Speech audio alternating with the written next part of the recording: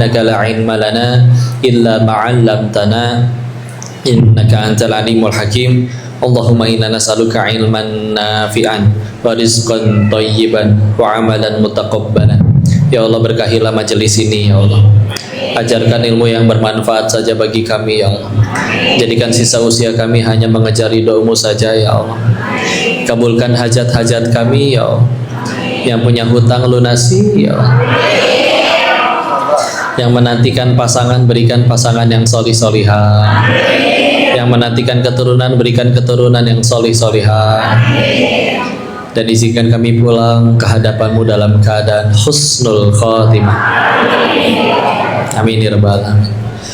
Tapi amin pas utang lebih kenceng daripada husnul khotimah ya. Itu mic-nya nggak keluar ke audio. Oh, nggak keluar ke keluar masjid. Oh iya.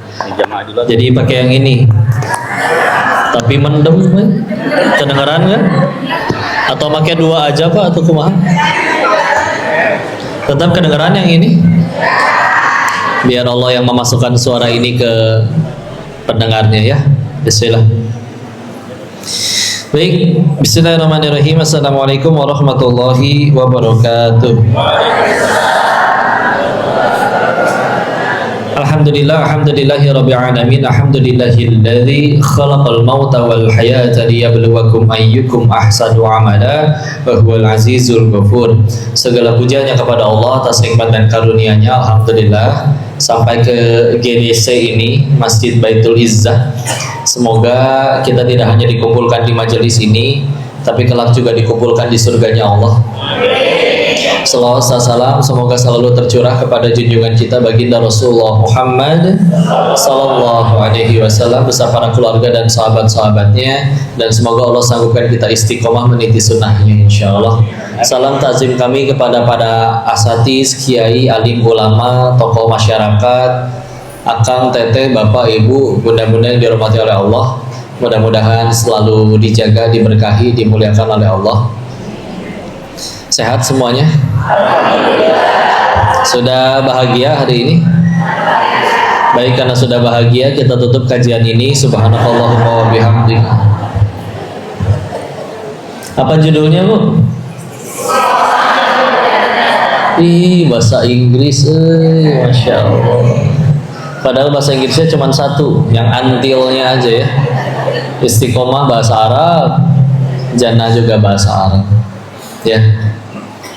Kalau ditanya kenapa kudu istiqomah, karena istiqomah adalah cara terbaik untuk bisa husnul khotimah. Kenapa penting husnul khotimah? Karena kalau ke manusia kita berbuat 1000 kebaikan, bisa dilupain gara-gara satu kesalahan. Kalau ke Allah kebalik, 1000 kesalahan kita, ada satu aja kebaikan yang Allah ridho, Allah punya kuasa buat ngampunin 1000 dosa sisanya. Husnul khotimah menang banyak. Tolong jangan lupa setiap kali kita beres sholat kan doa. Ibu macem-macem tuh, pengen tas, pengen gelang, pengen pajero, pengen macem-macem tuh ya. Ada yang pengen punya keturunan dan yang lain-lain. Tapi punten jangan lupa minta untuk husnul khotimah. Bahkan ini satu-satunya doa yang sampai dipuji oleh syaitan. Jadi kalau kita minta husnul khotimah, Allahumma inni as'aluka husnul khotimah, minta kematian yang baik, dipuji oleh syaitan. Ini manusia cerdas. Karena bayangin aja, dia udah berusaha bikin kita maksiat bertahun-tahun, dan beberapa kali atau bahkan ada yang sering ikut tergoda sampai akhirnya maksiat. Ditutupnya husnul khotimah, kan gagal upaya mereka bertahun-tahun. Dan kita tahu kalau sudah husnul khotimah, Allah punya kuasa tuh ngampunin seluruh dosa yang dulu-dulunya ya. Karena kalau mau jujur mah mudah bagi Allah matiin kita kapan aja atas dosanya ya. Tapi alhamdulillah Quran surat ke-35 surat Fatir sebelum Yasin, ayatnya ayat terakhir ayat 45, nyelip tuh satu ayat doang, ayat 45 di pojok kiri atas ya.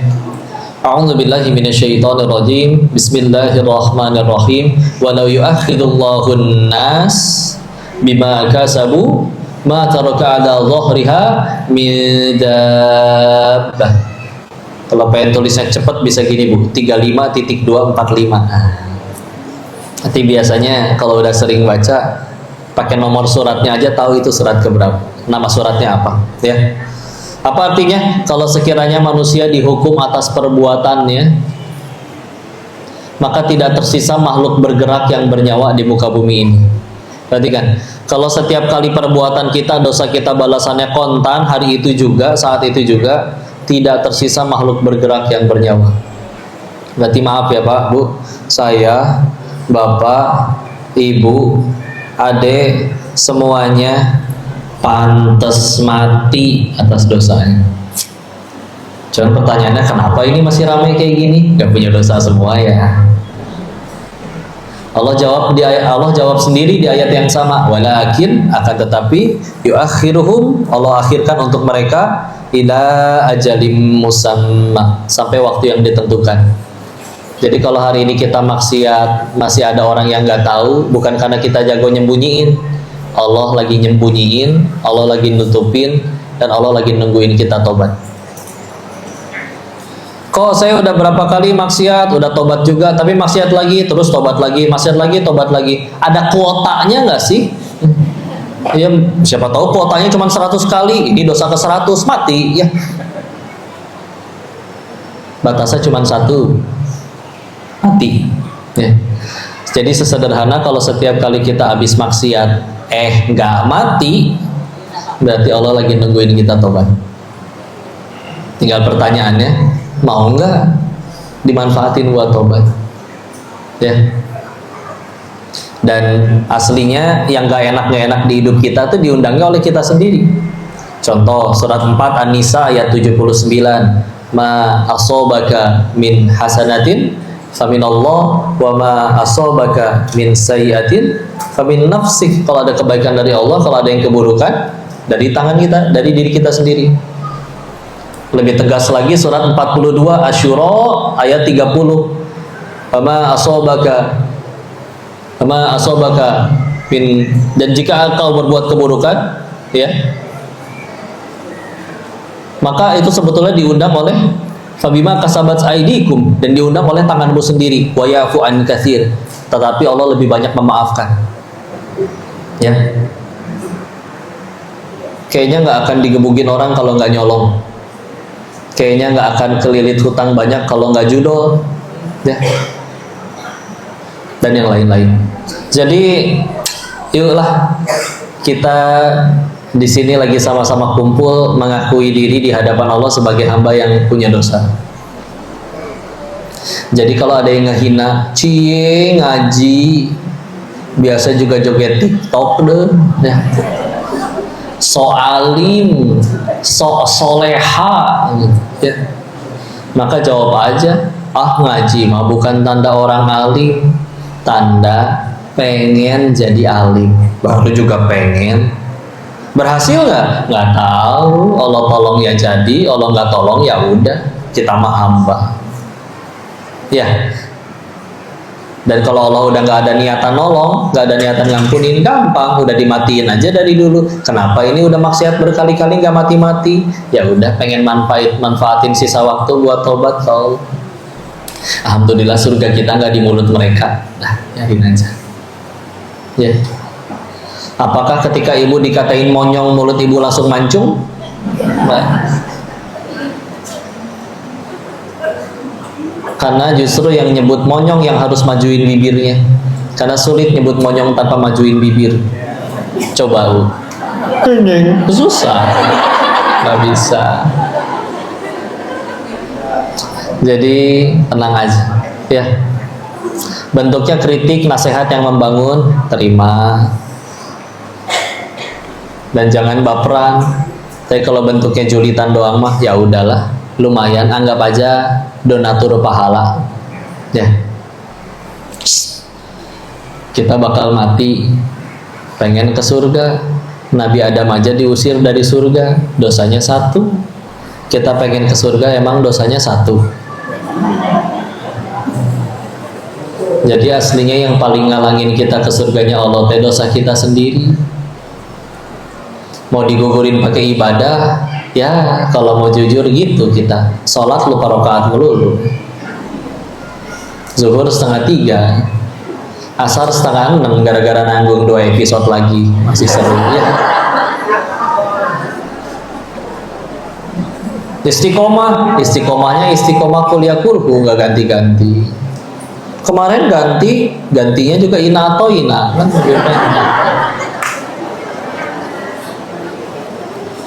Tadi saya sujudnya lama karena lagi mikir abis ini tasyahud apa berdiri ya. Ibu jangan terlalu menjiwai gitu ketawa, kan jadi kelihatan ya.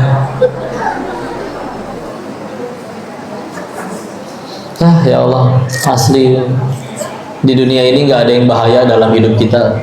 Yang bahaya cuma satu, dosa kita sendiri. Kok orang lain ada penipu tau, kok orang lain ada penjahat tau, kok kita jadi korban kejahatan dia. Bisa jadi gara-gara dijahatin dia kita pulang dalam keadaan gak bawa dosa. Karena dapat kepahitan, dari kepahitan ujungnya cuma 2, kalau nggak digugurin dosanya atau ninggiin derajat. Serius. Ibu yang sekarang lagi datang ke sini gara-gara habis ditipu, habis dijahatin, habis gagal operasi. Emang suka bayanginnya gini, mungkin akan ada harinya nanti di setelah kematian kita lagi antri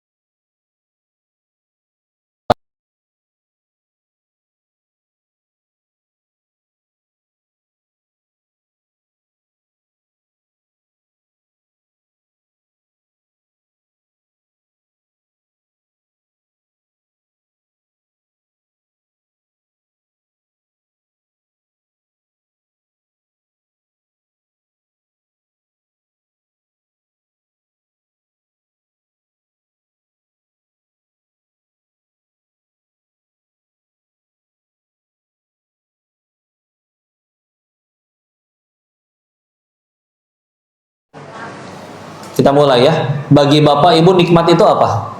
Setiap kali keinginan kita terkabul, pengen punya rumah dapat rumah, ya, pengen punya gelang emas dapat gelang emas.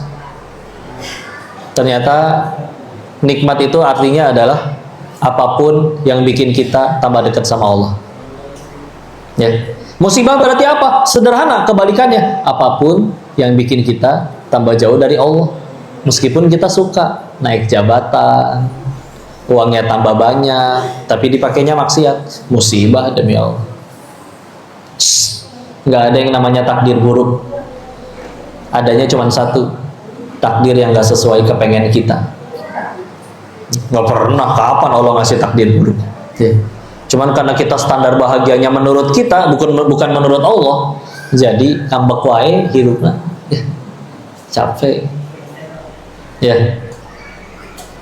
Tes ya, latihan. Bu, udah pada nikah belum? Tenang ya, saya nanya kayak gitu bukan pengen nafkahin. Ya. Ya. Misalkan ibu di WA sama suaminya, istri, boleh kan manggil istrinya is? Dijawab, ada apa su? Suami, suzon wae. Begini is, ya su. Kayaknya uang belanja harus naik nih is. Berapa su? Insya Allah 100 juta per 1 dekade ya? Enggak, insya Allah 100 juta per minggu. Lihat Pak, begitulah cara nyenengin wanita. Tinggal dikasih khayalan, mereka udah cukup bahagia. Ya. Bu, uang jajan 100 juta per minggu, nikmat bukan? Ih, ujian. Kan tadi udah dibilang. Ulangi ya, uang jajan 100 juta per minggu, nikmat bukan? Ujian. Bisa jadi nikmat? Bisa kalau ibu gunakan uang jajan yang 100 juta itu untuk tambah dekat sama Allah. Bisa jadi musibah? Bisa kalau dipakai maksiat, dipakai jadi sombong, duit aku mah lebih banyak dari kamu weh.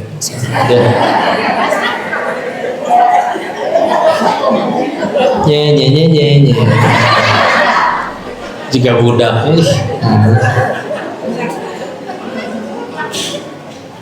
ujian. Ya Allah, semua mah gimana kita nyikapinnya? Ya. Sama-sama makan rendang, yang satu marah, yang satu ya Allah daging, alhamdulillah, karena ya belum tentu makan daging tiap hari. Yang satu saking seringnya dia ngambek, saya pengennya daging rendang restoran itu, kenapa datangnya restoran yang lain? Ngambek. Orang main bola, ada yang main bola tuh udah dia yang keluar duit, bayar lapangan, lari-lari, kepanasan, kehujanan, kena sliding tackle, kakinya lecet, pulang-pulang senyum, seru tadi mainnya. Kalau yang nggak hobi, amit-amit main bola. Saya dikasih duit berapa juga nggak mau. Beli bola sendiri bisa 20 biji, ngapain bola satu direbutin puluhan orang? Gitu katanya. Gimana kita nyikapinnya? Ada bapak-bapak yang suka nge-gym, fitness, nanti kalau ketemu kuli kadang dihina. Bapak mah bodoh. Kenapa saya bodoh? Bapak yang bayar, bapak yang gotong-gotong besi. Bodoh Pak. Mendingan kayak saya yang gotong-gotong besi, kardus, peti, saya yang dibayar. Badan sama-sama jadi bau keringetan maksudnya ya. Gimana nyikapinnya? Pilihan. Belum lama ini kita kurban, belajar dari ibunya Ismail alaihissalam, Ibunda Siti Hajar. Kalau bahasanya itu diterjemahkan ke zaman sekarang, mungkin beliau punya banyak alasan untuk ngambek sama suaminya. Ditinggalin di tempat nggak ada apa-apa, ya, ngebesarin anak sendirian. Cuman beliau memilih nggak mau mewariskan luka, tetap menceritakan kebaikan suaminya, karena memang kebaikan, ditinggal di situ pun kebaikan, akhirnya menghasilkan kebaikan. Beda Mekah zaman sekarang dengan Mekah di zaman beliau itu, masih kosong ya. Maka kadang kita juga tanya nih, kita mendidik anak-anak ini masih mewariskan luka kita di masa lalu Atau kita pengen memilih putus sampai di situ, kita berikan yang baik-baik. Punten ya Bu, anak 4 Bu, sama-sama ternyata orang tuanya sulit misalnya. Ya. Ada anak yang memilih untuk orang tua saya nggak kaya, saya juga udahlah apa adanya, jadi males, jadi nggak mau usaha. Tapi ada yang berpikir, saya udah pernah ngerasain pahitnya nggak punya apa-apa, saya harus buktiin untuk bisa lebih mampu supaya bisa naikin derajat orang tua saya. Beda tujuannya. Gimana kita? Gimana kita? Istiqomah juga balik lagi ke kita. Kitanya mau nggak? Ya. Karena aslinya mah syaratnya satu dah. Cara pengen ngapalin Quran, caranya gimana? Mau. Karena kalau benar-benar mau, pasti prioritasin. Atau ingat gak hadis Nabi Al-Qawqala Rasulullah SAW bersabda yang maknanya, semua umatku nanti akan masuk surga. Semuanya, ya Rasul, iya. Tapi akan ada sebagian yang masuk neraka. Ya, ya siapa yang masuk neraka? Yang mau. Siapa yang mau masuk neraka? Yang nggak mau nurut. Siapa yang mau masuk surga? Yang mau juga. Buktinya mau apa? Dia pasti prioritasi. Lagi asik dagang, azan, maaf saya mau tutup dulu, saya mau beli loh ini, ikut sholat dulu yuk. Kalau mau nunggu nanti bisa dilanjut setelah sholat. Kalau emang buru-buru nggak apa-apa, mungkin jalan rezeki bagi pedagang yang lain. Bismillah, nggak akan ketuker. Toh sekaya-kayanya dia dagang tetap kayaan koruptor kok. Iya kan? Tapi koruptor mah hancur di hadapan Allah, dia mah barokah. Kecuali itu transaksi berapa 180 T, tapi nggak mungkin juga ya. Jadi pilihan mau atau enggak.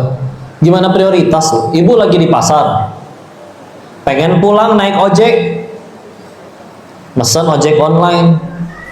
Chatting pertama yang paling pertama ibu balas pasti dari si mamang ojek, betul nggak? Nggak mungkin, saya pengen balasnya tetap sesuai urutan lah. Ini grup dulu nih, grup gibah nih, lagi seru nih. Nggak mungkin. Nih.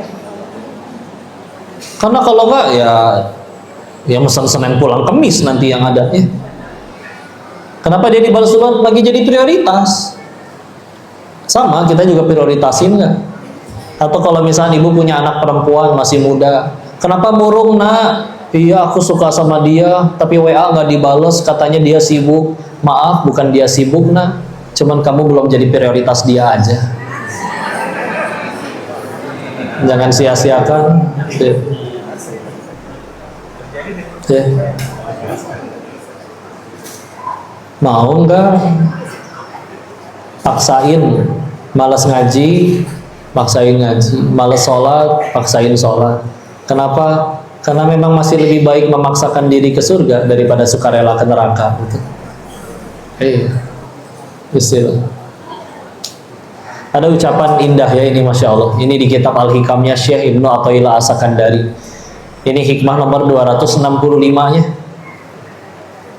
Beliau ngasih hikmah kayak begini, yang maknanya, bagaimana engkau akan memohon balasan, mengharap balasan dari ibadahmu, sedangkan kamu ibadah pun itu pertolongan Allah.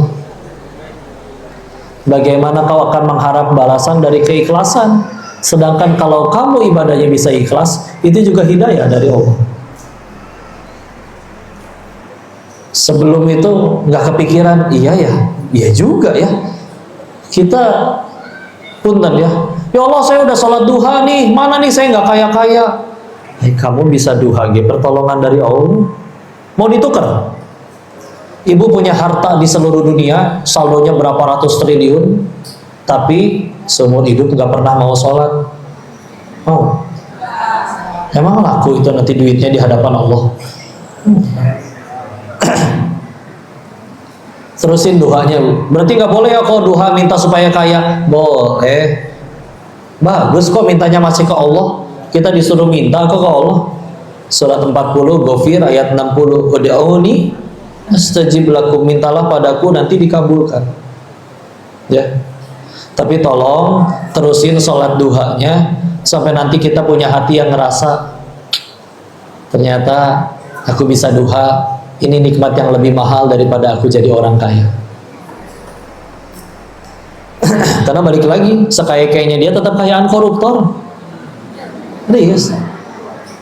Makanya mau kaya mah jangan sholat duha, mendingan korupsi. Tapi kan kita mah bismillah, tujuannya bukan sekedar nih, anggap nih udah, saya mah asli dah suka nggak paham sama yang korupsi teh.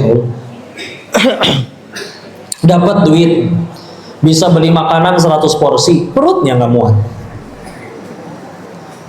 Bahkan bisa bangun 100 restoran, mau ditaruh di mana itu makanan? Oke lah, bisa jadi bisnis, jadi duit lebih banyak lagi. Terus mau dibeliin apa? Bisa beli 1000 villa. Emang bisa pindah villa setiap hari? Nggak pegel tiap malam packing? Hah? Nyusun koper lagi ya. Terus yang paling nikmatin villanya siapa kalau mau jujur? Si Mamang sama si Bibi berenang tiap sore di puncak. Ih, enak hidupnya.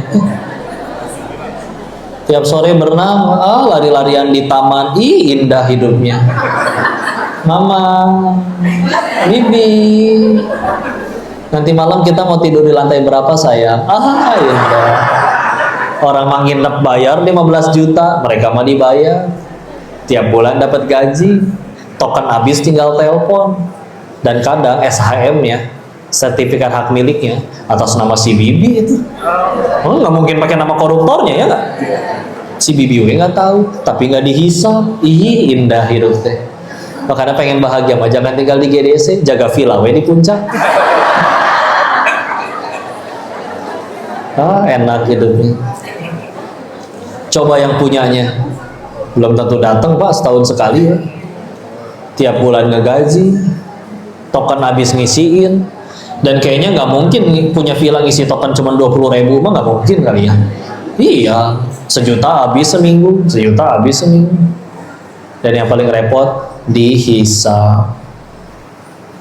Ya, iya mangga gitu Pak. Jadi mau istiqomah, sampai ada nasihat kayak gini, istiqomah khairu min alfi karomah. Istiqomah itu lebih baik daripada 1000 karomah. Karomah teh apa? Pokok bahasa ini gini lah ya, suatu keutamaan, kelebihan yang ada pada diri seseorang yang datangnya dari ketakwaan. Bahkan kita bisa bilang kayak gini nih Bu, kalau di hari ini ada orang yang bisa ngelakuin hal di luar nalar akal batas kewajaran, bisa jalan di air, bisa terbang, bisa ngubah upil jadi emas, misalkan gitu. Ya, pilihannya cuma 2 Bu. 1 karomah, 2 diganggu bangsa jin, diganggu atau dibantu bangsa jin. Ya. Beda ini gimana? Sederhana. Kalau karomah datang dari ketakwaan yang luar biasa, dan biasanya mereka aja nggak tahu kalau mereka punya karomah. Tiap kali ngedoa orang ini, tiap kali ada orang punya karomah, tiap kali ngedoain orang dikabul, tapi doain diri sendiri nggak kena, nggak mempan. Kalaupun ia tahu, dia nggak akan mau nunjukin, apalagi sampai siaran langsung pertunjukan nih aku bisa begini, enggak. Karena yang kayak gitu biasanya soleh betulan. Yang soleh betulan nggak mau, takutnya orang malah jadi nanti nyembahnya ke dia gitu. Ya, nggak usah yang kayak gitu. Misalkan bisa ngeruqyah syar'i, guru-guru kami yang ngeruqyah syar'i betulan selalu ngingetin, Bu, maaf kalau nanti sembuh demi Allah, kalau nanti sembuh demi Allah bukan karena Allah. Saya emang nggak bisa apa-apa, nyelamatin diri sendiri juga nggak bisa. Saya cuma bantuin bacain Al-Quran aja. Tapi kenapa kalau ustadz yang baca mempan, kalau saya nggak mempan? Ya bisa jadi ustadznya bacaannya lebih fasih, tajwidnya bener, tahu maknanya, yakin ke Allahnya lebih kenceng. Wajar kalau dampaknya beda. Ya. Dan nggak bisa dipertunjukin kayak gitu ya kalau yang karomah betulan. Ya. Biasanya bahkan dia nggak tahu. Kalau yang diganggu bangsa jin ya punten ya. Wah dia beneran bisa manggil hujan, tapi mohon maaf sholat juga enggak. Dia perempuan tapi menutup aurat juga enggak. Ya. Tapi dia kalau jelasin, saya ngeramalnya selalu benar tau kok. Tapi dianya sendiri, ya mohon maaf ya, tidak taat syariat. Ya sudah, dibisikin aja itu mah ada bangsa jin yang gangguin. Tapi bangsa jin ngebantuin kan nggak mungkin gratis. Ada maunya pasti. Ya. Gini yuk, bayangin ibu setan.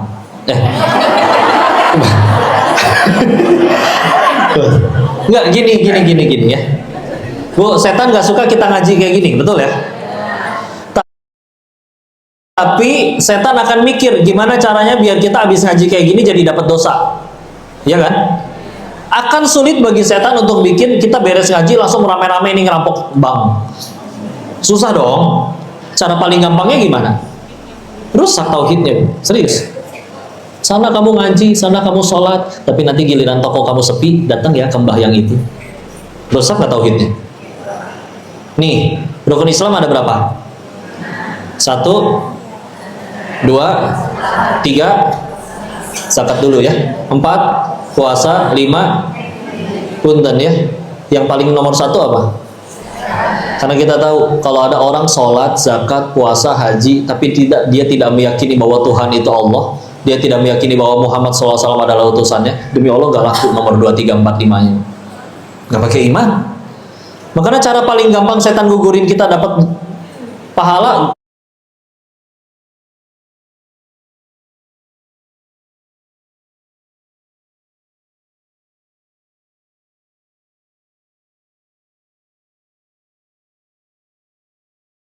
bikin kita ya serius. Itu cara paling gampang. Makanya tadi punten ya, kalau kita ngebayangin kita yang jadi setannya, kita pengen bikin orang ini dosa, udah ini kita jadi setan ngomporin orang buat bunuh orang itu belum tentu berhasil. Nggak semua berani megang senjata aja gemeter. Tapi kalau dibikin sholat sih sholat, tapi biar rame nih, biar kamu dijaga nih, kamu pakai jimat. Aduh, yang gitu-gitu ya Allah. Udah nggak boleh ada ya. Punten ya, kita bahas juga ke ketauhidan supaya lebih mudah istiqomah. Ya. Serius. Ini pernah ada kejadian kayak gini ya. Ini jadi cerita nih. Salah seorang asatis, salah seorang guru kami juga pernah ngajar ngaji di rumah itu Bu, sekeluarga besar. Ikut semua tuh, dari anak, ponakan, cucu, semua ikut. Suatu ketika ada satu pemuda di keluarga itu yang tiba-tiba nggak pernah ikut lagi. Ditanya dong ke si mamahnya, Bu, anak ibu kemana? Apa kuliah di luar kota? Biasa ikut ngaji. Dijawab, ada tuh di kamar, Ustaz. Loh kok nggak ikut ngaji? Dia lagi kesurupan arwah si kakek. Hah? Kumaha ya maksudnya Bu? Hah? Iya, dia kesurupan arwah si kakek. Ibu taunya itu si kakek dari mana?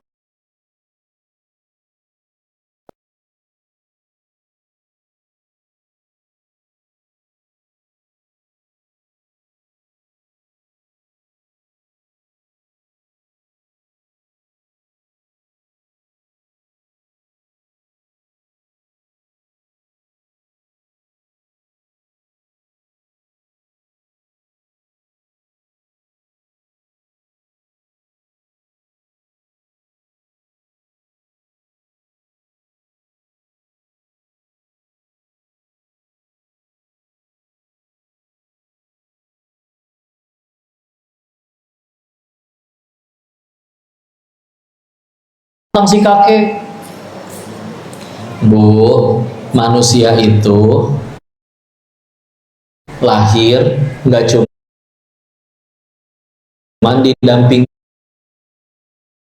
malaikat pencatat amal kanan dan kiri, rokibun atid, juga ada dari golongan bangsa jin, disebutnya tahu ya. Dalam bahasa Arab, qarin itu sebetulnya bisa berarti sahabat juga. Tapi kita tahu ada minimal kurang lebih ada sekitar 14 kata untuk sahabat dalam bahasa Arab. Tergantung kedekatannya. Rofiq, sodik, sohib, ya kan? Jadi dalam bahasa Indonesia juga ada teman, rekan, sahabat, kawan, bestie, ya kan? Iya kan? Soulmate Pak Ustadz Bu. Oh soulmate sih maksudnya. Sohib, ya betul. Ada 14.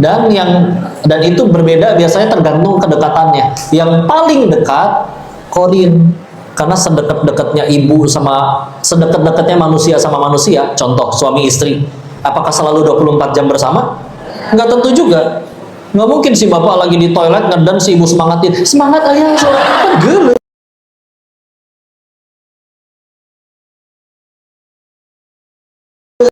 Semangatin, semangat ayah, kan gele. Dari lahir sampai ke meninggal dia ikut. Tapi wa ma khalaqtul jinna wal insa illa liya'budun. Az-Zariyat ayat 56, tidaklah kuciptakan jin dan manusia kecuali untuk beribadah. Kayak manusia kan, ada manusia yang taat ibadah, ada yang tidak taat. Jin juga begitu. Ada yang taat, ada yang tidak taat. Kalau tidak taat, ya gitu gangguin. Tujuannya apa dia gangguin? Coba lihat keluarga itu, Bu, yang tadi saya ceritain.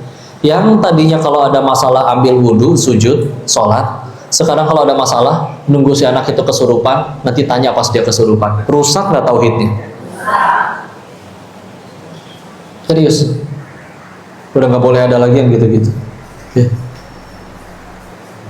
Nah kalau kita ngeliat kejadian kayak itu, wah karomah. Punten, diingetin, istiqomah khairu min alfi karomah. Kamu bisa istiqomah lebih baik daripada kamu punya 1000 karomah.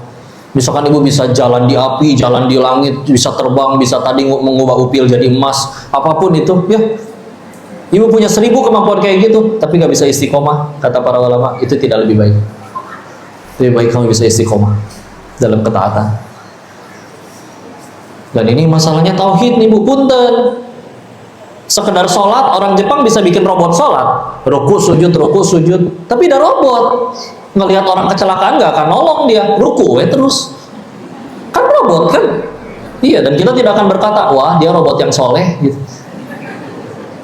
Ibu, bapak nggak pernah disuruh oleh Allah ruku sujud 24 jam. Tapi pertanyaannya, ibadah kita yang segitu-gitunya itu sudah membuat kita jadi manusia yang seperti apa? Ya, harus berdampak. Ya. Dan itu dia, jaga tauhidnya, serius sih. Udah nggak boleh ada lagi, mohon maaf ya, yang masih suka mana majalah cari zodiak, kamu apa Scorpio, naon deh, nggak ada. Tapi bener tau kok, ini baca suka bener. Saya pernah ada kesaksian dari orang yang dulu kerja di majalah bagian zodiak. Dia bilang itu masih kalau logis dan statistik. Contoh, tiap zodiak kan ada tanggal ulang tahunnya, tanggal berapa sampai tanggal berapa. Kalau deket tanggal dia ulang tahun, saya tinggal tulis, nanti kamu akan mendapatkan kejutan hadiah. Ya iya, milad atau ya, ulang tahun. Loh, nanti apa dia nggak seorang dibacain semua isinya tulisannya sama? Biasanya orang cuma baca zodiak dia doang, mana peduli yang lain. Iya serius. Kalau mau ulang tahun hadiah. Terus jawabnya umum-umum aja yang kira-kira semua orang pasti ngalamin. Kira-kira kamu akan mendapat masalah atau hirup pasti masalah. Ya. Masalahnya dari orang yang dekat. Ya karena dekat bisa ada masalah. Coba gini, punten. Ibu kenal nggak sama Mang Sufri? Tetangga saya.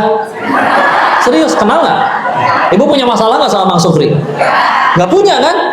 Ya karena nggak kenal. Punya masalahnya sama siapa? Yang kenal kan, yang deket. Ya udah digocek itu mah. Jangan percaya. Ya Allah. Yang mau nikah, perhatikan. Nggak usah cari mana tanggal sial, nggak ada itu. Nggak ada. Beruntung tuh satu, tambah dekat sama Allah. Sial tuh satu, tambah jauh dari Allah.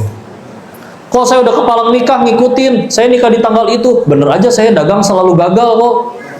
Kalau gara-gara gagal kamu dagang, tapi gara-gara itu kamu tambah banyak sujudnya di hadapan Allah, itu tetap nikmat, bukan musibah.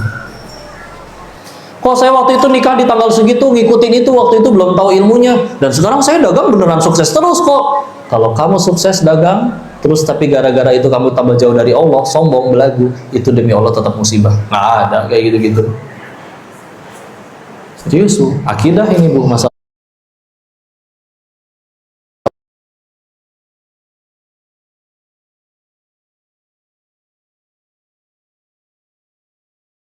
Nggak usah bu, kepedean nanti dia. Kok jinnya kan ada? Iya ada jinnya. Tapi demi Allah seluruh jin bersatu, Allah nggak ngizinin dia nyalakain kita. Jangankan ganggu, sehelai rambut pun nggak akan jatuh demi Allah. Cuekin weh. Paling bete dia, malas godain dia mah. Ya. Serius. Nggak usah kayak gitu. Nggak usah tengil juga, mana kunti sini, nggak usah. Biasa weh udah. Kau takut kan manusiawi, takut, udah baca Quran udah nggak apa-apa. Itu. Tapi jangan meyakini, ini jangan di sini bangunannya nanti bakal diganggu. Istilah, bacain Quran serius. Jangan kayak gitu lagi. Dulu di Jawa Timur ada pemuda kesambar petir sambil megang batu. Batunya dipercaya akhirnya bisa nyembuhin orang. Orang datang bawa air digayung bu, dicelupin batunya, tahu nggak? Batu ponari, tahu? Jadi kalau airnya udah dicelupin batu itu, namanya berubah jadi ponari sweat. Udah ganti ya? Bu, sembuh karena siapa? Oh, udah. Jangan ya Allah. Ih, rusak tahu akidah, serius. Serajin apapun kita sholat, zakat, puasa, haji, akidahnya bermasalah gimana dong? Jangan percaya lagi kayak gitu. Ya. Apalagi yang sederhana, jangan foto bertiga, nanti yang tengah mati duluan. Enggak, yang moto juga pasti mati itu demi Allah. Ya.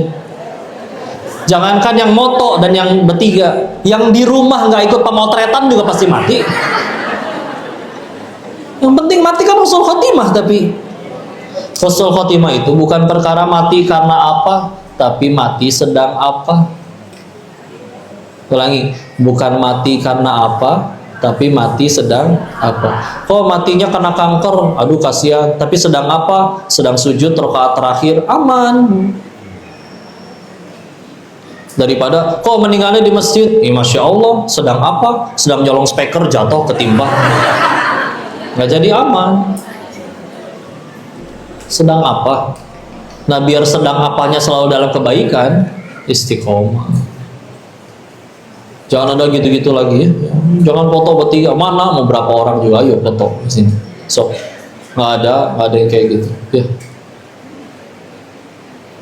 Beberapa memang ada ilmunya, contoh kayak feng shui katanya, yaitu mah tata letak rumah. Jadi kalau misalkan pintu dibuka jangan langsung jamban. Oke, itu masih masuk akal. Coba bayangin ibu buka pintu rumah, bukan ruang tamu tapi malah jamban, kan aneh. Ya. Aneh nggak? Aneh. Ya itu mah ilmu arsitektur, udah. Ya. Tapi maksudnya jangan sampai mengimani, wah nanti aku jadi sial gara-gara meja makan saya belah situ. Enggak bu, ibu nggak punya meja makan juga tetap aja sama aja. Yang penting takwa sama Allah. Ya. Jadi jangan ada yang percaya lagi ya. Sekali lagi istiqomah khairum min alfi karom. Istiqomah lebih baik daripada 1000 karomah. Ya. Jadi gitu ngelihatnya. Ada orang sakti ini zaman sekarang, udah lihat aja. Dia takwa betulan atau enggak. Iya dia bisa ngeramal apa segala, tapi sholat juga nggak mau, aurat tidak tertutup. Ya udah. Dia lagi diganggu sama bangsa jin. Ngapain bangsa jinnya ganggu? Ya gitu tadi kan. Orang tadinya kalau ada masalah nyari Allah jadi nyari dia kan? Ya udah, masalah, repot. Ya. Begitu. Maka bismillah. Kalau nikah karena milih tanggal, karena ya milih saya di tanggal itu karena waktu di tanggal itu kan weekend kok, jadi orang libur biar bisa pada datang. Ya itu kan masih nggak apa-apa, wajar itu. Tidak ada kaitannya dengan nikah tanggal segini nanti saya hancur, saya sial, saya beruntung, enggak. Kalau milihnya karena alasan ya nikah tanggal segitu karena keluarga saya bisa tanggal segitu, oke, masih nggak apa-apa. Ya. Lagian ibu mah ada rencana nikah lagi kali ibu, ya. Misal ini mah ya. Silakan. Maka bismillah. Yang penting menjaga. Nah, gimana cara istiqomah? Salah satu yang paling utama jelas minta tolong sama Allah. Karena kita kadang suka kurang minta tolong sama Allahnya. Kok gimana ya? Saya pengen bangun tahajud, Udah pasang alarm 3 masih nggak bangun-bangun. Kadang ditanya balik, udah minta tolong sama Allah belum? Maksudnya, iya beres sholat isya kita doa kan, macem-macem kan doanya. Jangan lupa selipin, ya Allah nanti malam tolong bantu hamba bangun tahajud ya Allah. Udah coba belum? Karena Allah bangunin mah bangun bu, serius. Meskipun gak dengar alarm, gampang dibikin pengen pipis kek, dibikin apa, digigit nyamuk kek, digigit suami mungkin sekalian, atau digigit singa. Siapa tahu kayak Irfan Hakim kan miara singa ya. Gampang kalau Allah bangunin. Dibikin tahajud, dibikin apa, tsunami, gempa bumi kan pasti bangun. Tapi takut juga sih ya. Minta tolong ya. Kalau doanya apa kok? Ya boleh doanya Nabi, ya muqallibal qulub sabbit qalbi ala dinik. Wahai yang maha membulak-balikan hati, teguhkan aku di atas agama. Atau boleh surat ketiga Ali Imran ayat 20 ayat ke-8, mohon maaf. Surat ketiga Ali Imran ayat 8. Rabbana la tuzigh qulubana ba'da idh hadaitana wa hab lana min ladunka rahmah innaka antal wahhab. Itu minta supaya tidak balik lagi ke kesesatan setelah Engkau berikan kami petunjuk ya Allah. Ya, mangga. Terus gimana lagi biar istiqomah? Kalau lagi futur, lagi turun keimanan, tolong jangan sendirian. Ya, paksain ketemu orang. Kalau sendirian kita cenderung gampang maksiat tuh, serius. Karena ngerasa nggak ada yang lihat. Kalau lagi sama orang, jangankan maksiat tuh. Sesuatu yang nggak dosa aja bisa nggak jadi. Contoh, ngupil dosa nggak? Nggak dosa kan? Kecuali kalau dipeperin ke punggung orang ya itu dosa. Ya. Tapi punten, ngupil nggak dosa. Tapi kalau di hadapan orang ibu nggak jadi ngupil kan? Iya, langsung ya. Ya. Kompetin kadang di bawah ya, gelesin. Ngupil rasanya apa? Kok tahu sih? Lagi masak pernah kurang penyedap ya? Tadi jawabnya fasih banget, asik. Ya Allah, Insya Allah. Ya, apalagi maksiat, malu. Karena memang tabiat dari maksiat, kata Nabi, ciri dari dosa itu kan dua. Satu, membuat gelisah. Dua, tidak ingin diketahui oleh orang lain. Makanya yang selingkuh sembunyi-sembunyi. Makanya yang korupsi diem-diem. Gak ada orang korupsi update status. Alhamdulillah, terima kasih rakyatku, ya kan? Nggak mungkin ya. Ya Allah, asli manusia paling bodoh itu koruptor, serius. Mau dipakai apa duitnya? Ya. Tapi kan bisa beli ini itu kok, belum tentu jadi rezekinya, serius. Ini harus hafal. Rezeki manusia cuman ada 3, berapa?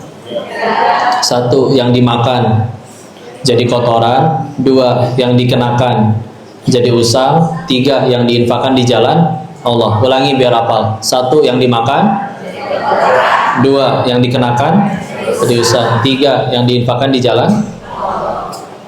Ya. Ada airnya, boleh saya minum? Boleh saya bawa pulang nggak? Berarti rezeki saya ya. Tapi ternyata di jalan tumpah, diminum kucing. Berarti saya cuma disuruh nganterin rezeki ini ke kucing. Yang mana yang jadi rezeki saya nanti kalau udah lewat sini. Sebelum lewat sini belum tentu jadi rezeki saya. Ya. Contoh lagi, Bapak Ibu punya kulkas, di dalamnya ada migar, minuman segar.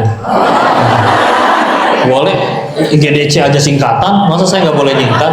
Ya.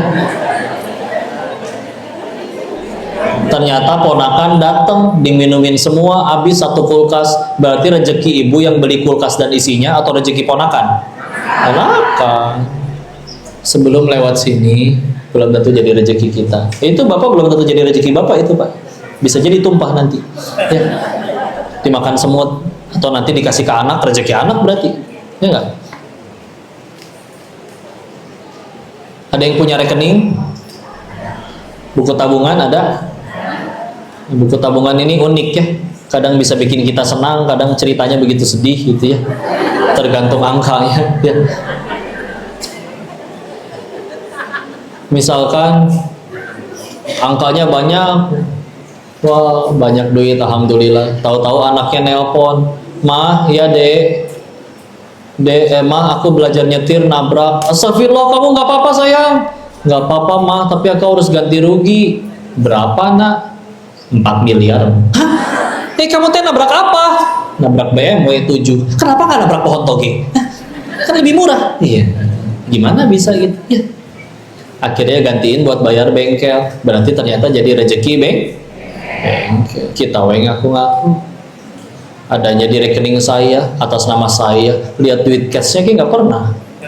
Mati lampu sedunia juga nggak bisa dicabut, nggak bisa diambil duitnya ya. Ada yang lebih, ini mah kisah nyata ya, beneran kenal orangnya. Dulu izin waktu masih tinggal di Thailand, mohon maaf, ada kawan yang dia sama-sama salah jalan, cuman dia jadi bandar narkoba. Dan dia bilang, "Saya nggak pengen selamanya, saya pengen nabung, nanti setelah berapa tahun pengen nyenengin mama saya di Bogor," orang Bogor juga. Jadi dia nggak main perempuan, nggak minum minuman keras, nggak main judi. Masalah dia cuma narkoba aja memang, karena harus quality control kan tiap hari. Dan rajin menabung. Jadi emang agak unik jenis-jenis bandar narkoba yang budiman gitu Pak memang. Ya. Singkat cerita dia dikhianati, pacarnya kabur, dilaporin, ketangkep lah dia ceritanya. Namanya ditangkap kan nggak betah ya. Dia nego biar bebas. Saya nyebutnya oknum ya, izin, karena demi Allah masih banyak pihak berwajib yang soleh. Ini ketemu oknum. Tapi ini polisi Kamboja deh, jadi nggak apa-apa ya. Polisi Kamboja ini ya. Nego, minta dilepasin, nominal yang diminta sama yang nangkep itu tepat senilai tabungan dia 5 tahun jadi bandar narkoba. Bebas sih bebas Bu, ngahuleng tuh ngelamun, berarti gua selama ini nabung buat apa ya? Dan untuk ukuran orang yang kaya pakai duit haram, ini orang irit luar biasa. Sendal nggak bolong nggak ganti, handphone nggak pecah nggak ganti, baju udah belel udah kucel, cuman ganti shift doang, tadinya dipakai siang sekarang dipakai malam. Itu tidur gitu, segitu iritnya ya. Sebelum lewat sini belum jadi rezeki. Terus kita ngelihat, wah itu yang korupsi dapat uangnya banyak. Yakin kemakan? Pilihannya dua, ketangkap duluan atau mati duluan. Ya. Enggak, bisa gampang dibikin anaknya sakit jadi uang rumah sakit, bannya bocor jadi rezekinya tambal ban. Belum jadi rezeki. Rezeki kita cuma 3, yang dimakan jadi kotoran, yang dikenakan jadi usang, 3 yang diinfakkan di jalan Allah. Kita suka mikirnya kalau misalkan halal sedikit, kalau haram banyak kan? Yuk kita lurusin. Kalau kata Allah rezeki ibu bapak bulan ini 1 miliar, maka mau pakai cara halal, cara haram tetap dapatnya 1 miliar. Nominal mah nggak berubah. Tahu kisahnya Ali bin Abi Thalib radhiyallahu anhu? Karamallahu wajah. Beliau pernah minta seorang pemuda untuk bersihin kudanya. Ditinggal sholat. Beres sholat, kudanya mah ada, tapi pemudanya hilang. Gak cuma pemudanya, pelananya tuh dudukannya yang nyambung ke pijakan kaki yang besi itu ikut hilang. Ya sudah, beliau pergi ke toko kuda, pengen beli pelana baru. Nyampe salah satu toko, ngelihat pelana yang dia kenal. Punya saya tuh, tanya yang punya toko. "Bapak dapat dari mana itu tadi?" "Ada pemuda yang jual." "Boleh tahu nggak Pak, Bapak ngasih uang berapa ke pemuda itu tadi?" 1 dirham. Kata Sayyidina Ali dalam hatinya, demi Allah yang jiwaku dalam genggamannya, beres sholat pun aku mau kasih 1 dirham juga. Sama nggak nominalnya? Sama. Tapi kita lihat si pemuda nggak sabar. Wah, ditinggal sholat nih. Sahabat Nabi teh ya nggak mungkin sholatnya kuliah kulhu kayak kita ya, pasti lama nih ya. Maka ya udah, dia colong, dia pikir dapat duitnya lebih cepat atau bahkan lebih gede. Kata Allah, rezeki dia cuma 1 dirham. Dia keliling sekian banyak toko, jawabannya sama. Dek, mau enggak? Kalau mau 1 dirham, kalau enggak bawa ke toko lain. Setelah keliling jawabannya sama semua. Ya udahlah Pak, daripada nggak laku, udah sini Pak. Tapi dia dapat 1 dirhamnya plus dosa. Kalau dia memilih sabar, dapat 1 dirhamnya plus pahala. Sama nggak nominalnya?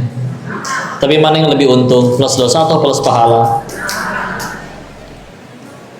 Sama nominal mah.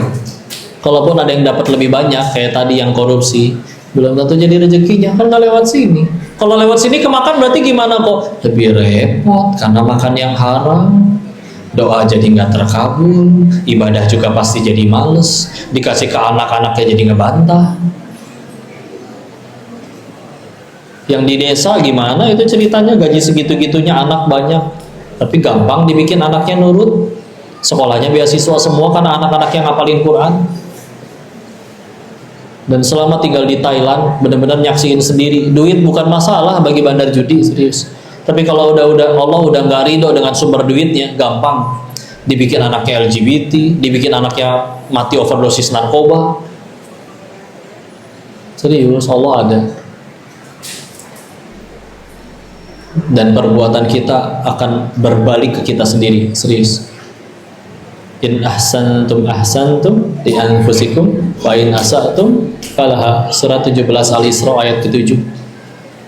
Atau yang mungkin lebih banyak hafal, faman ya'mal mithqala dzarratin khairan yarah wa man ya'mal mithqala dzarratin syarran yarah. Kebaikan keburukan ada balasan. Kayu istiqomah, istilah. Jangan sendirian. Tadi apa lagi tipsnya? Cari circle-nya serius.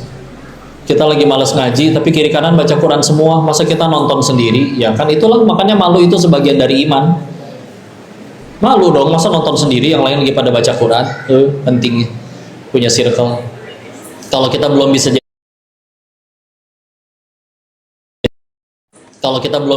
gula, kalau kita belum bisa jadi gula,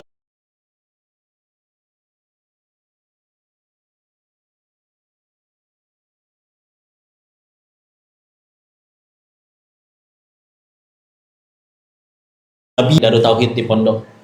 Kalau malamnya nggak tahajud, maka duhanya harus 12 rakaat. Pembiasaan. Sekali lagi ya, nggak tahajud, nggak duha seumur hidup tuh nggak dosa.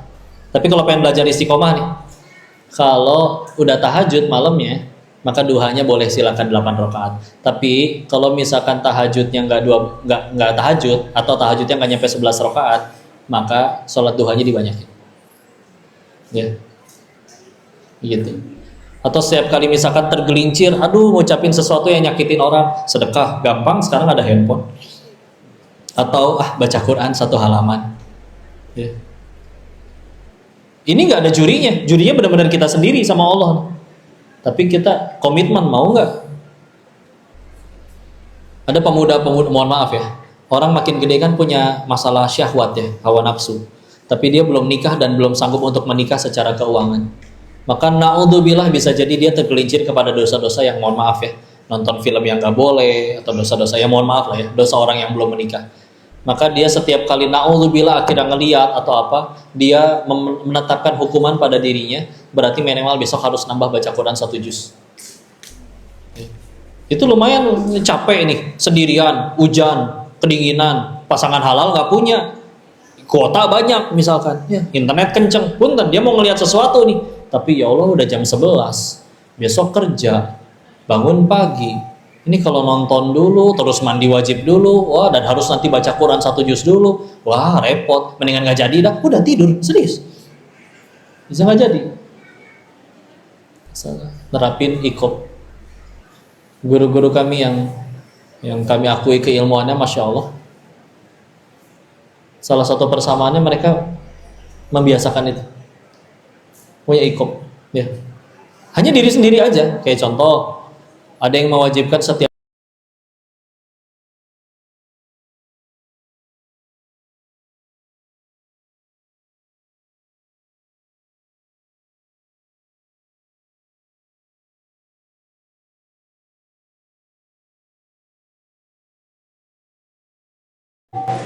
ada kemampuan finansialnya segini, ya udah sedekahnya segini, ya.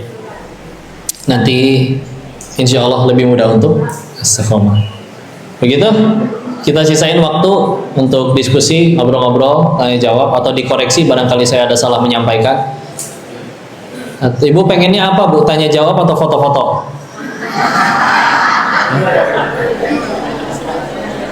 Sambil dikembaliin ke MC, saya udah boleh duduk belum ini? Alhamdulillah.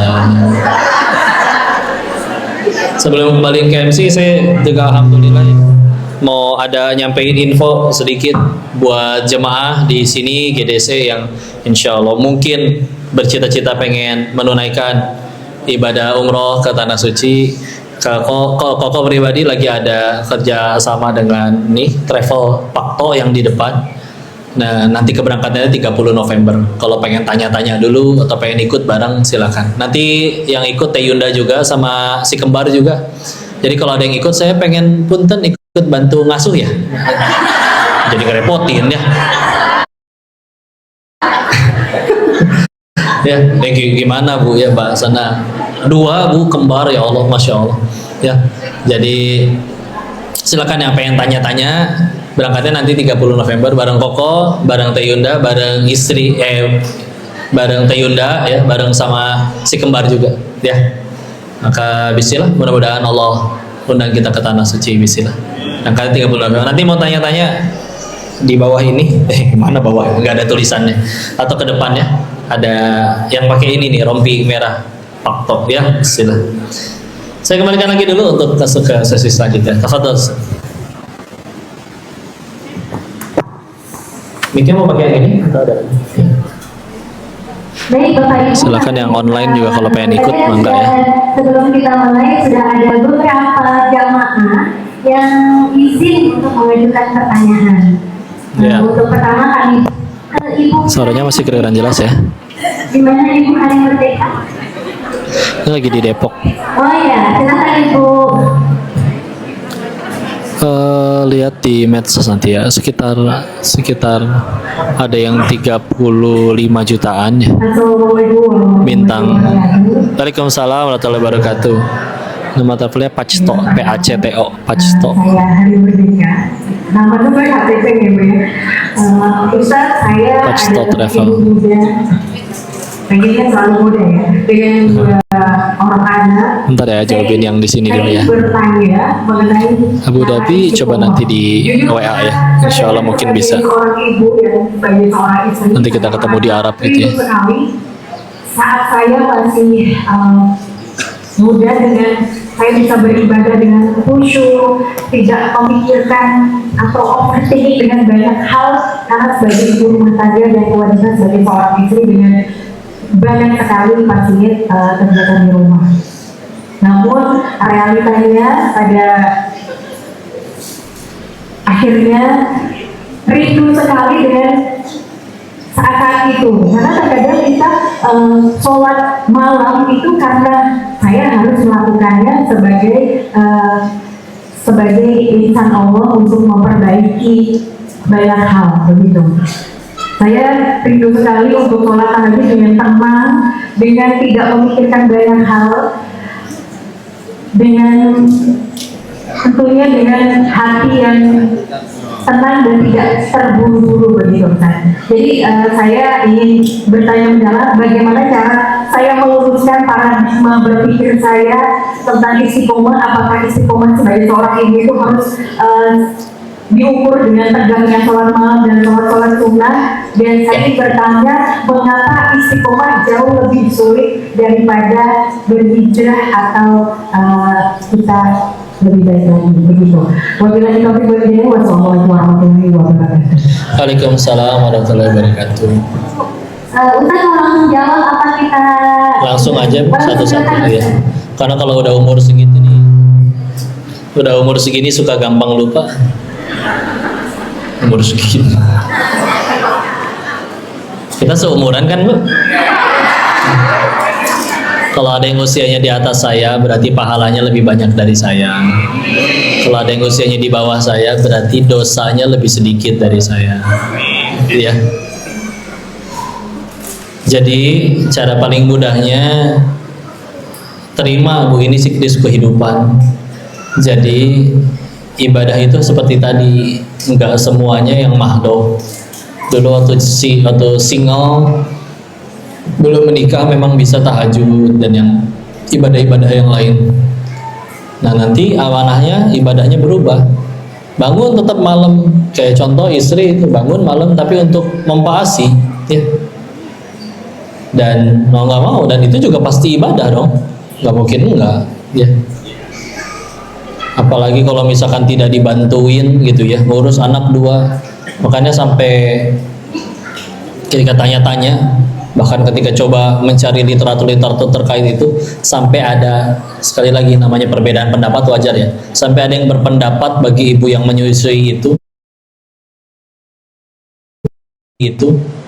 dan dia benar-benar harus ngurus anaknya, nggak mungkin ditinggal, ya, maka sampai ada yang berpendapat masih boleh itu untuk sampai di jamak sholatnya, ya. Sekali lagi pendapat, karena nanti ada yang tidak sepakat, wajar-wajar saja, karena memang luar biasa habis waktunya, habis tenaganya, habis energinya.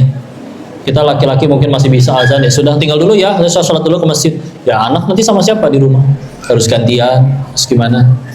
Tapi sekali lagi itu ibadah, dan yolah kalau suatu saat kita akhirnya nyampe surganya Allah, bisa jadi mungkin bukan karena ibadah kita yang tadi, yang sholat, yang lain-lain. Karena kalau mau jujur ya banyak yang lebih hebat ya sholatnya. Nabi sampai kakinya bengkak dan yang lain-lain. Imam Ahmad bin Hambal sholatnya sehari semalam 300 rakaat. Imam Ahmad kalau sedang sakit 150 rakaat beliau sholatnya, dan nggak mungkin kuliah kulhu kayak kita, ya. Maka tapi bisa jadi kita nyampe surga itu nanti justru ya itu karena sabarnya kita ngadepin anak-anak, sabarnya kita ngadepin ujian sebagai istri, ya. Serius, bisa jadi akan ada harinya nanti, alhamdulillah aku yang diuji seperti ini ya. Jadi gitu, sudut pandangnya aja. Kadang masalah itu nggak usah diapa-apain, kadang kita tinggal ganti sudut pandang, insya Allah lebih ringan, ya. Memang akan jadi berat kalau kita mengharapnya sesuatu yang tidak abadi, tidak, atau belum tentu terbalas. Tapi kalau udah tujuannya ke Allah, Allah nggak mungkin menyia-nyiakan, ya. Dan itu dia bisa jadi pahalanya lebih besar daripada yang bisa tahajud, ya. Karena ya masya Allah, untuk ini mengasuh anak itu masya Allah benar-benar dijaga amanah dari Allah, dijaga juga akhirnya nggak pengen ada sesuatu yang haram masuk ke dalam rumahnya, sampai akhirnya dia menolak, padahal bisa jadi ada peluang-peluang yang haram. Jangan dikira menolak maksiat itu nggak ada pahalanya, karena kan ya sabar kita tahu 3 tempat ya, sabar dalam ujian atau musibah, sabar dalam ketaatan, dan sabar dalam menolak maksiat sebagaimana Nabi Yusuf, ya. Karena kalau misalnya tiba-tiba yang sudah menikah nih, tiba-tiba Instagramnya di DM oleh Song Joong Ki ngajakin ibu selingkuh, gitu. Terus ibu jawab, maaf, kau tidak halal bagiku. Wah, pahala itu, meskipun nggak tahu kapan ibu di DM sama artis Koreanya, nggak tahu ya. Jadi bismillah, pandang itu kemuliaan, serius. Atau mesti coba bisa untuk berpikir, kadang punten ya, ada orang lagi hamil terus mual, atau lagi nyuapin anaknya lagi nggak mau makan, gerakan tutup mulut, GTM, ya. Dan kita pasti capek ada, tapi jangan lupa untuk berpikir, repot dan berantakan rumahnya ngurus anak kayak begini, ini bisa jadi impian dari sekian banyak wanita di luar sana. Serius, kadang kalau kumpul keluarga ya, waktu dulu belum hamil istri, kalau ngelihat ada yang mual terus, aduh amit-amit nih hamil teh kayak gini nih, mules-mules melulu, mual-mual melulu, itu di belakang bisa ada yang nangis, kapan ya aku bisa mual-mual kayak begitu. Jadi kadang yang menurut kita nggak suka itu bisa jadi impian orang. Jadi hargai setiap momennya, cherish every moment. Sekarang ada anak-anak nggak mungkin selamanya bayi, Bu. Ya, dan nggak bisa terulang. Ya udah bismillah. Yang paling penting setiap fase kehidupan jadi pahala, jadi amal soleh. Ya, kita kan hidup lagi ngumpulin itu doang, ya. Supaya pulang kita bawa bekal sebanyak mungkin. Dari amal ibadah yang mana? Sahabat juga beda-beda. Ada yang harus ke medan perang, ada yang harus nguasain bisnis pasar, ada yang pengen ikut jihad malah disuruh belajar. Beda-beda, ya. maka bismillah. Yang penting jadi jalan tambah dekat sama Allah. Gitu ya. Semangat Teteh. Wallahu a'lam bishawab. Ya. Ya. Ya, silakan untuk pertanyaan kedua, Ibu Rudia. Ibu Rudia Haridan, silakan Bu. Bangga Bu. Terima kasih atas kesempatannya. Assalamualaikum warahmatullahi wabarakatuh. Waalaikumsalam warahmatullahi wabarakatuh. Alhamdulillah bisa ketemu langsung dengan Pak Denis yang selama ini udah jadi FDP. Alhamdulillah. Gini aja aslinya Bu. Kongko biasa. Ternyata lebih cakep.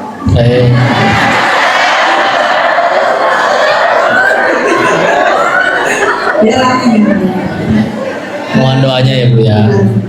Baik, Pak Denis tadi masalah istiqomah berhubungan juga dengan apa yang ditanyakan oleh Ibu pertanyaan tadi. Kata istiqomah itu kata Pak Denis tadi bagaimana kita bisa istiqomah? Ada dua hal. Yang pertama minta sama Allah, ya, berdoa sama Allah. Kemudian yang kedua cari circle kita yang bisa memberikan semangat motivasi. Iya. Mungkin Hmm. tapi sebenarnya ada satu hal yang saya sharingnya dari Ko Denis, bagaimana sih ada satu motivasi besar gitu ya untuk kita agar kita bisa menjadi istiqomah. Kalau kita deket begini bisa istiqomah, tapi begitu sendiri ya, atau katakan kayak sholat itu kan mau istiqomah 5 waktu, tapi tepat waktunya itu yang perlu istiqomah. Jadi minta nasihat dari Ko Denis, titik terbesar apa sih yang membuat kita harus istiqomah kayak gitu loh. Terima kasih. Ya. Assalamualaikum warahmatullahi wabarakatuh. Waalaikumsalam warahmatullahi wabarakatuh. Karena kalau kita nggak berusaha istiqomah Bu, nanti Allah yang paksa kita istiqomah dengan dikasih masalah. Kan lebih gampang kita sholat kalau lagi punya masalah. Cuma masa iya harus kena masalah melulu. Ya. Serius, jadi kalau ada orang punya masalah atau bahkan punya keinginan, itu tuh bisa jadi Allah rindu. Karena kita kadang kalau dikasih enak terus lalai.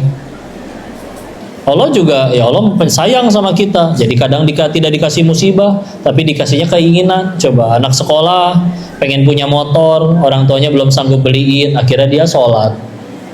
Yang nanamin dia pengen punya motor Allah juga.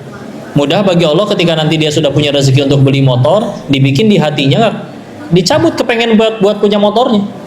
Mudah bagi Allah. Yang penting ini hamba mendekat dulu. Jadi gitu. Kalau tadi pertanyaan tambahannya gimana biar istiqomah? Karena kalau enggak nanti kita dijewer, ya. Dan itu bukan berarti Allah jahat, kita lagi ditolong. Atau salah satu tips yang lainnya adalah ingat dosa sih. Kadang saya suka punten ya, futur pasti ada, tapi kadang suka mikir kayak gini, ya Allah, ini orang segini banyak pada bisa nggak ya ke surga, meskipun zuhurnya telat, asarnya 5:30 dan yang lain-lain. Tapi kadang suka ngejawab ke diri sendiri, mereka pasti bisa. Kenapa? Karena saya tahu mereka nggak punya dosa sebanyak saya. Ini dari tadi masuk ke sini saya liatin mukanya satu-satu, kelihatannya nggak ada muka-muka yang pernah jadi bandar judi nih di sini. Berarti kan dosanya banyakan saya. Kok kan tapi udah tobat, tapi kan nggak pernah dapat SMS, selamat tobat Anda telah diterima. Ini kadang, ya Allah mudah bagimu matiin hamba kapan aja, di mana aja, atas dosa yang mana saja. Tapi bukannya dimatiin malah diizinin kayak begini. Udah mau banyak dosa diizinin ngaji, diundang diajak ke sini, ketemu dengan bapak ibu yang soleh-soleha, terus pengen menyia-nyiakan, nggak pengen ngaji lebih banyak, belajar lebih banyak, menghafal lebih banyak, merasa nggak tahu diri aja di hadapan Allah. Kita sendiri kan nggak suka sama orang nggak tahu diri, masa kita jadi hamba yang kayak begitu di hadapan Allah. Jadi kadang ketika ada, ya Allah dia ceramah mungkin bisa berharap pahala, kadang mikirnya ya Allah asal diizinin jadi penggugur dosa yang lama aja udah alhamdulillah banget. Terus keberani-beraninya ngajarin kayak yang bener aja, ya alhamdulillah. Kita tugasnya cuma nyampein yang kita tahu. Dan kalau syarat yang berdakwah itu harus maksum dulu, berarti nggak ada yang boleh dakwah kecuali Nabi. Nggak tahu bilang nggak tahu. Kalau salah ngomong gimana? Ini banyak ustadz. Kalau saya salah pasti dikoreksi. Kalau saya dikoreksi terus malah ngambek, berarti niat saya yang salah. Yang kita ngaji buat nyari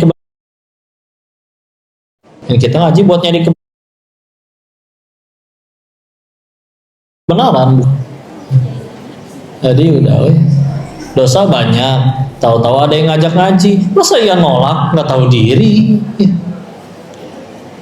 Salah gimana? Ada yang benerin. Jadi ya gitu, mesti mikir. Karena sekali lagi yang paling bahaya bagi kita dosa kita sendiri, kan dosa orang lain. Jadi mesti bisa punya kemampuan untuk banyak-banyak ingat dosa. Ya, jadi setiap kali futur malu, jadi nggak jadi lagi maksiat. Padahal bisa jadi di hadapan orang dia sudah, ya mungkin sudah dianggap baik atau kayak gimana karena Allah menutupi aib. Ya, tapi dia mah sesederhana pengen kayak gitu, nembus. Dan tadi ibu juga bilang kalau misalkan sendiri, kalau lagi kayak gini bisa untuk taat, tapi kalau sendiri ya agak sulit. Makanya ngaji ya terus tiap hari. Punten ya. Punten, ini saya lagi dakwah. Alasannya banyak. Ada yang selain tadi untuk nembus dosa, ada yang memang permintaan dari guru. Tapi salah satu tujuan tambahannya adalah ya buat jadi rem, Bu. Terutama di awal-awal pertama kali pulang dari Thailand ya. Kan malu dong, siangnya ngaji, duduk dengerin. Malamnya diajak maksiat lagi sama lingkungan yang lama. Malu dong, siangnya tak habis begitu, masa malamnya begitu? Ya kan ngerasa munafik. Semunafik itu kah diri ini? Nah dengan akhirnya kalau ngaji memang bisa taat. Ya udah ngajinya dibikin jadi tiap hari. Ya. Emang nggak capek kok, nggak bosan? Maksain. Ya. Maksain. Istirahatnya gimana? Di mobil sekalian tidur. Tahu-tahu nyampe ngomong di hadapan orang-orang yang lagi pengen tambah taat di hadapan Allah. Malu kalau kitanya nggak taat juga, ya. Karena malu itu sebagai dari iman, dan ya sudah paksain. Datang tiap hari ini bahkan kan ada yang udah punya jadwal. Hari ini kajian di mana, besok pindah ke masjid yang itu. Bismillah, Indonesia mudah sekali mengakses ilmu, mengakses pengajian dan bebas gitu. Nggak kayak saudara-saudara kita di Palestina ditembakin. Ya. Jadi itu bismillah ya. Mudah-mudahan bisa ngebantu kita lebih mudah untuk istiqomah. Wallahu a'lam bishawab. Ya. Ya. Ustaz masih bisa satu lagi? Enggak. Enggak. Silakan kepada Bapak J.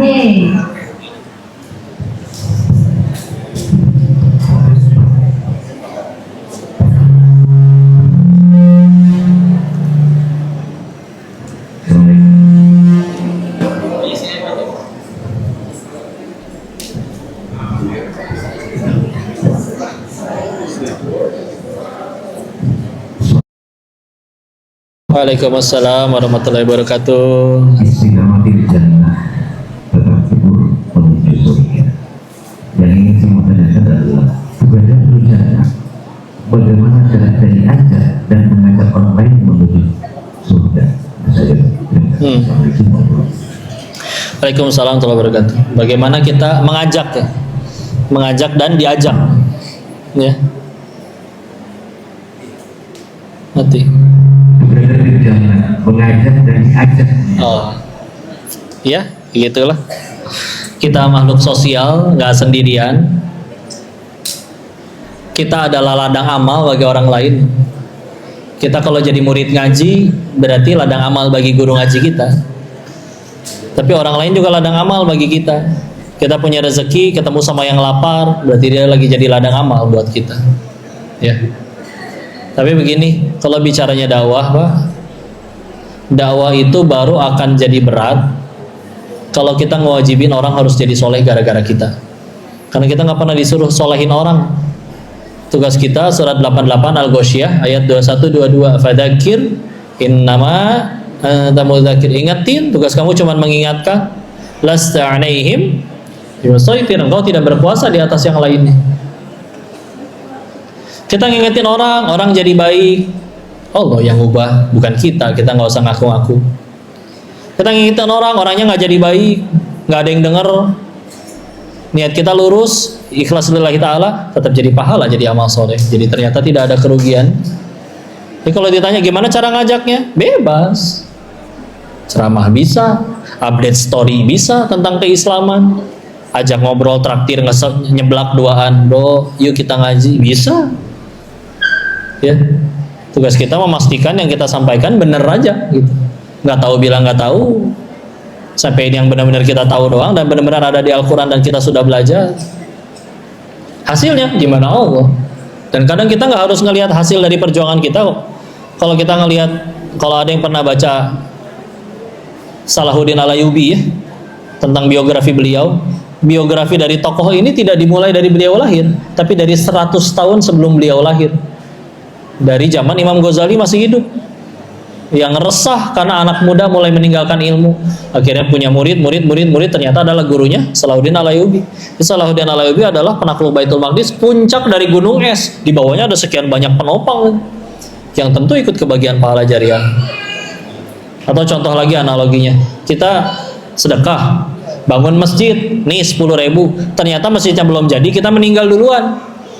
Di hari akhir kan kita dapat buku catatan amal, misalkan dicek, loh kok nggak ketulis, protes, kan saya sedekah 10.000 kok nggak kecatat. Tidak mungkin jawabannya kayak begini, kan masjidnya belum jadi pahalanya belum cair. Nggak mungkin. Masjid belum jadi, duit masih di kantong, hati udah niat, udah ada pahala niatnya tuh. Disedekahin betulan, ada pahala perbuatannya. Berarti enak kan? Kita dakwah ngajakin orang, bro sholat, orangnya baru sholat 30 tahun kemudian, dan kita ngingetinnya tiap hari, berarti tiap hari dapat pahala. Coba bayangin ya, misalkan kayak gini, pengajian kayak begini, Pak, Ibu sing soleh, Bapak Ibu langsung soleh semua sampai mati, ya nggak akan ada pengajian lagi.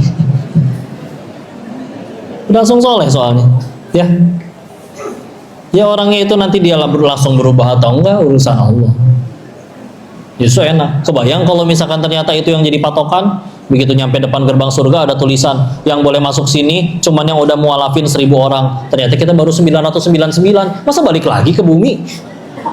Nggak mungkin. Ya. Tapi nggak ada satupun yang mualaf gara-gara kita, tapi kita doanya, dakwahnya ikhlas lillahi ta'ala, tetap jadi pahala amal soleh di sisi Allah. Ringan kan jadinya? Ya. Jadi gimana caranya mengajak dan diajak? Udah lurusin ya, sampein aja. Hasilnya gimana terserah Allah. Ya itulah keadilan Allah. Ya. Akan ada orang-orang selevel pamannya Nabi yang dakwahin Nabi sendiri,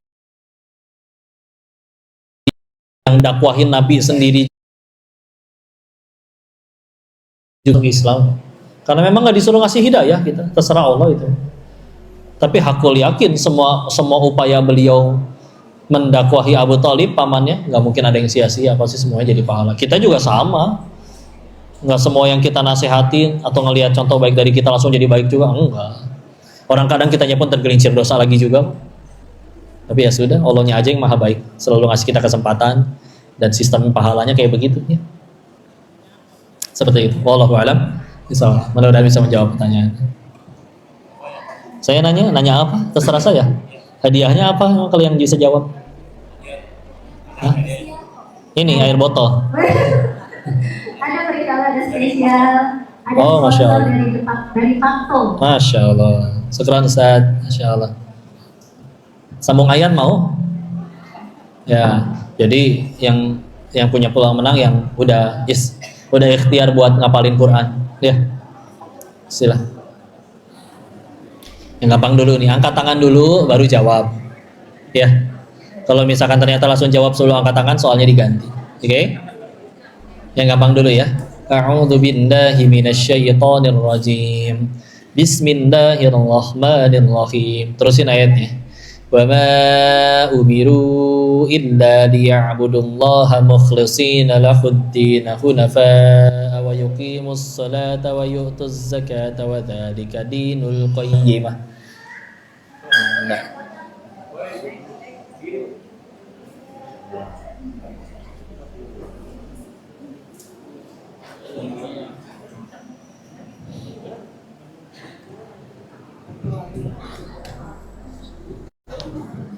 Passwordnya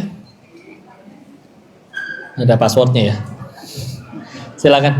Bismillahirrahmanirrahim. Ya, ta'awudznya ketinggalan. A'udzubillah. A'udzu billahi minasyaitonir rajim. Bismillahirrahmanirrahim.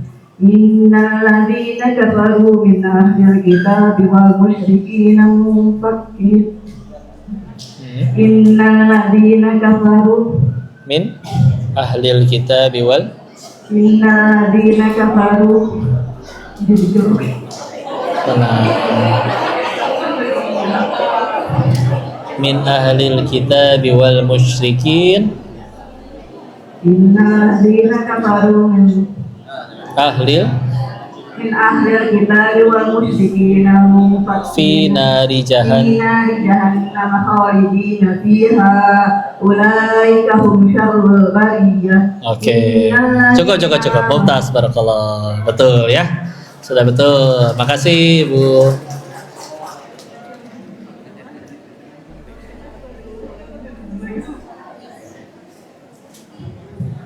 Dikasihnya langsung atau nanti? Langsung, ya wis. Dikasih. Atau estafet weh. Iya. Ya, waktu maunya koko yang Oh gitu. Ya udah maju sana Bu. Biar dipotret maksudnya badannya. Ya.